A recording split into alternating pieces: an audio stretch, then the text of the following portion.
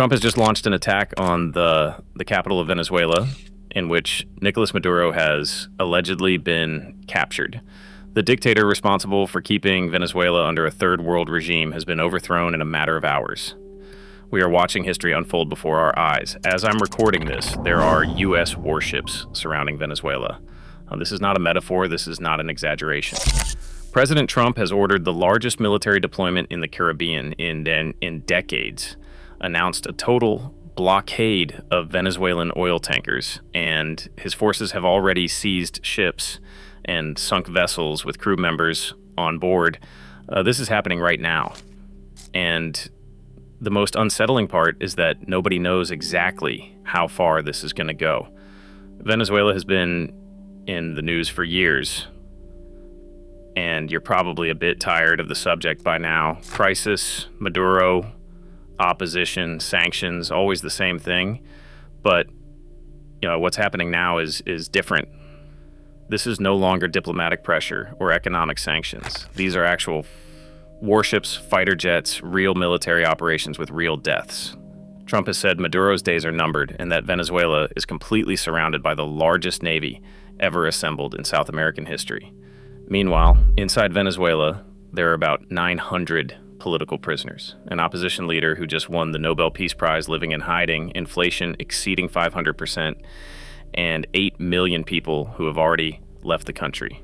8 million. That's like the entire population of Switzerland deciding to leave, or emptying out cities like London and Manchester combined. We're going to talk about what's really going on without propaganda from either side, without slogans, without oversimplifying something that is genuinely complicated. Because if there's one thing that defines Venezuela, it's that almost everything you're told about it is incomplete.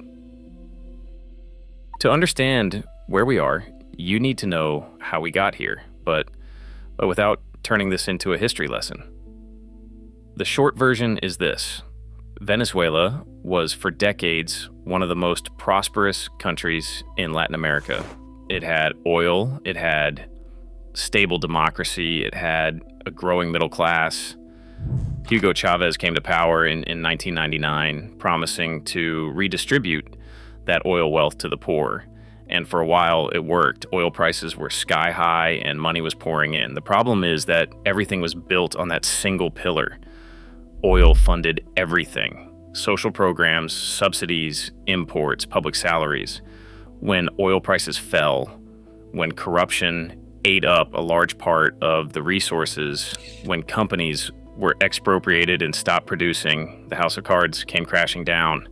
Chavez died in 2013 and left the country in the hands of Nicolás Maduro, who inherited an already battered economy and then finished sinking it. Since then, Venezuela has experienced what experts call the worst economic crisis of any country in peacetime in the last century. It was worse than the Great Depression in the United States and worse than Zimbabwe's hyperinflation. Gross domestic product contracted by more than 70%. The currency lost practically all its value. Hospitals ran out of medicine. Schools ran out of teachers, and stores ran out of products, and people started leaving. First those who could, those who had money or contacts abroad, then those who had nothing left to lose. Entire families crossed borders on foot, traversing dangerous jungles such as the Darien Gap, and sleeping on the streets in countries where they knew no one.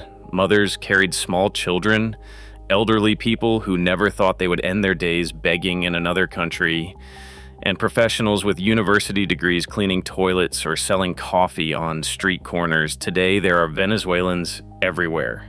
In Colombia, there are almost 3 million. In Peru, there are more than 1.5 million. Many also live in Spain, Chile, Ecuador, and the United States. The Venezuelan exodus is the largest Latin America has seen in its modern history. Only the Syrian crisis has displaced more people in today's world. So why does Maduro remain in power if all this is so catastrophic? That is the million-dollar question. It is the question that analysts, governments, and above all, Venezuelans ask, unable to understand how something like this can be sustained. The answer has several layers. First, because he controls all the institutions. The military, the courts, the electoral body, and the prosecutor's office all answer to him. There are no real checks and balances. When the opposition won parliament in 2015, he simply ignored it and created another one. When he did not like the judges, he replaced them. When people protested, he repressed them. Second, because he has powerful allies, Russia has given him diplomatic and military backing. China has lent him money in exchange for future oil. Cuba has provided intelligence and social control expertise. Iran has helped him circumvent sanctions. He is not alone. Third, the opposition has made mistakes. It has become fragmented, and it bet on strategies that did not work. It raised expectations it could not meet. This has worn down many people who initially believed that change was imminent. But something changed in July 2024. There were presidential elections, and for the first time in a long while, the opposition managed to unite behind a single candidacy. Maria Corina Machado won the primaries with over 90% of the vote, but the government disqualified her. She then backed Edmundo Gonzalez Urrutia as the candidate. On election day, hundreds of thousands of ordinary citizens trained as electoral observers. They monitored polling stations, took photos of the tally sheets, and documented everything. When the National Electoral Council announced that Maduro had won, the opposition had evidence to the contrary, signed and verifiable tally sheets showing a landslide victory for Gonzalez Urrutia. The international community demanded transparency, including the United Nations, the European Union, and practically all Latin American countries except Maduro's allies. But the government never showed the complete tally sheets. It never allowed an independent audit. It simply proclaimed Maduro the winner and moved on. What followed was brutal. Thousands of people took to the streets to protest, and the response was massive repression. There were arbitrary detentions, forced disappearances, and torture documented by international organizations. In the weeks following the elections, more than 2,000 people were arrested. Many remain in prison today, accused of terrorism for having taken to the streets. Human rights organizations have documented harrowing cases. Detained teenagers, pregnant women held in isolation cells, and relatives who do not know where their loved ones are. At least 17 people have died in state custody since 2014. Foro Penal, the non-governmental organization that keeps the most detailed records, currently reports about 900 political prisoners. That figure does not include the thousands under restrictive measures who cannot leave the country and who are required to report to a court every week. Maria Corina Machado had to go into hiding. She spent nearly a year underground, constantly changing locations, unable to appear in public because she knew she would be arrested. And in October 2025, in the midst of all that, she was awarded the Nobel Peace Prize. It was enormous recognition. The Norwegian committee highlighted her work for democratic rights and her struggle for a peaceful transition, but it was also a logistical problem. How do you get to Oslo to receive the prize when you cannot even step outside in your own country without being arrested? What happened next seems like something out of a movie. Machado undertook a secret journey involving dozens of people, risking their safety to get her out of Venezuela. She did not arrive in time for the ceremony. Her daughter received the prize in her place and read the speech. But hours later, past midnight, Maria Corina appeared on a hotel balcony in Oslo. It was the first time she had been seen in public in almost a year. Meanwhile, in Caracas, Vice President Delcy Rodriguez called the ceremony a wake and a failure. The Venezuelan government closed its embassy in Norway. The prosecutor's office said that if Machado traveled, she would be considered a fugitive, and all of this gives you an idea of the level of tension. But the situation has become even more complicated by another factor: the United States. Donald Trump returned to the presidency in 2025 and resumed his maximum pressure policy against Venezuela, but this time he escalated it to levels we had not seen before. In December, he announced a total blockade of sanctioned oil tankers entering or leaving the country. He deployed the largest military fleet the Caribbean has had in decades. He deployed more than 15,000 soldiers, an aircraft carrier strike group, and missile destroyers. All this in a region that seemed to have left behind the era of military interventions. Trump said Venezuela is completely surrounded and demanded they return oil, land, and assets that he claims were stolen from American companies. Maduro's government responded by calling it piracy and a violation of international law.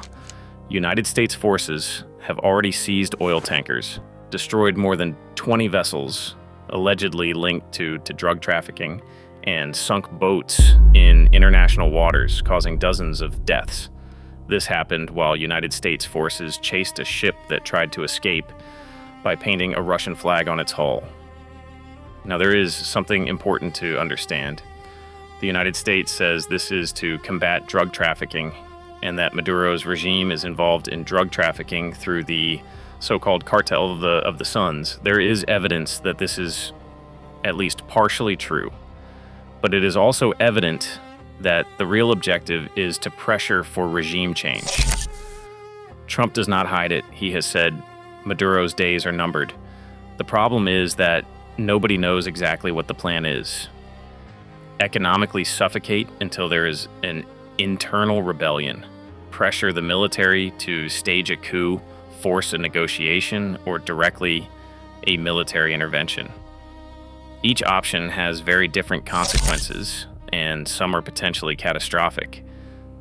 Because Venezuela is not Panama in 1989, it is not Grenada in 1983, it is a country of 30 million people with armed groups loyal to the government, with the Colombian ELN guerrillas committed to defending it, with millions of weapons in civilian hands, and with infrastructure already so destroyed that any conflict could generate a humanitarian crisis that would make what we have seen so pale in comparison.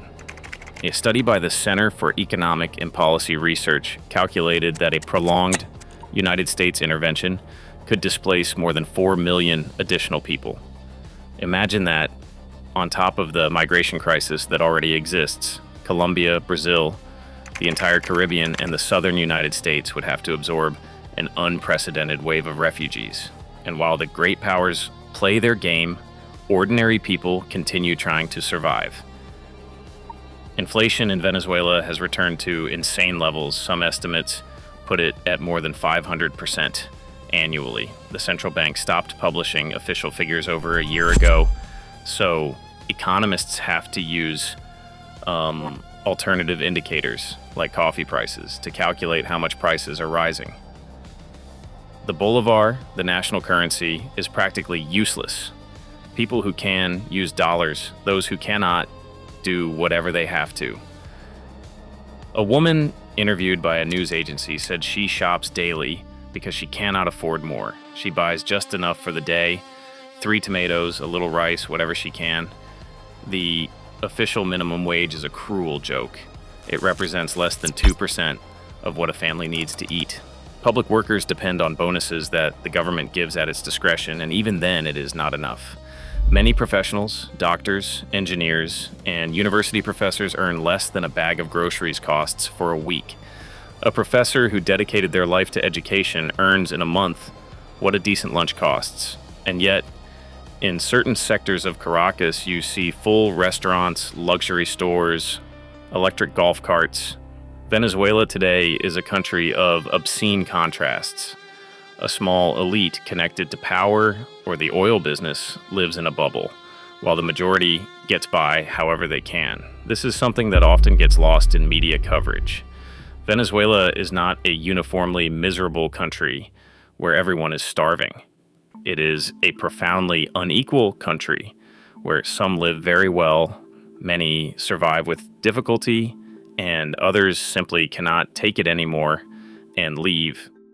People's positions also tend to be oversimplified. Not everyone who criticizes Maduro supports a United States military intervention. Not everyone who rejects sanctions is a Chavista. There are millions of Venezuelans who hate the government but also distrust Washington. They want change, but not at any price. They are exhausted from decades of polarization, forced to choose between two sides that do not represent them.